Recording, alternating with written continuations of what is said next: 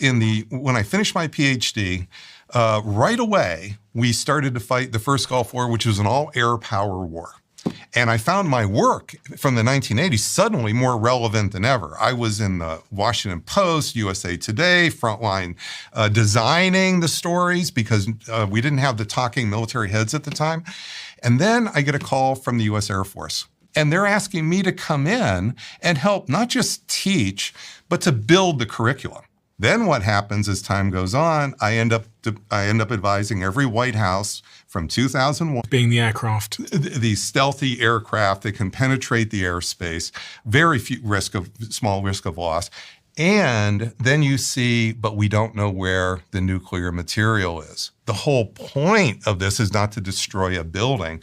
It's to get at the 5%, 20%, 60% enriched uranium that's the material for bombs.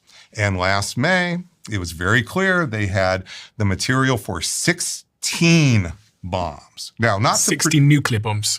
16. Nuclear bombs. They're willing to commit suicide to take out Tel Aviv. They don't need 16 bombs. Okay.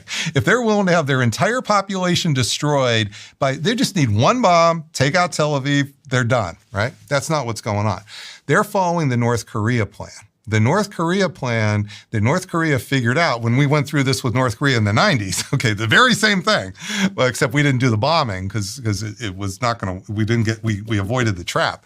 What they want is multiple bombs at the same time. So what they want to do, if they can do this, is have, say, 5, here is, of course, Iran. And imagine it's back in June. So I'm going to start the story in June. This is the beginning of the smart bomb, the escalation trap. Stage 1. We hit Fordow, which is right around there, and then we hit Natanz and some other sites right around here. And what does Iran do here? They lash back, and who are they lashing back against? Israel here. They have their missiles focused on Israel. They're not really hitting our bases here.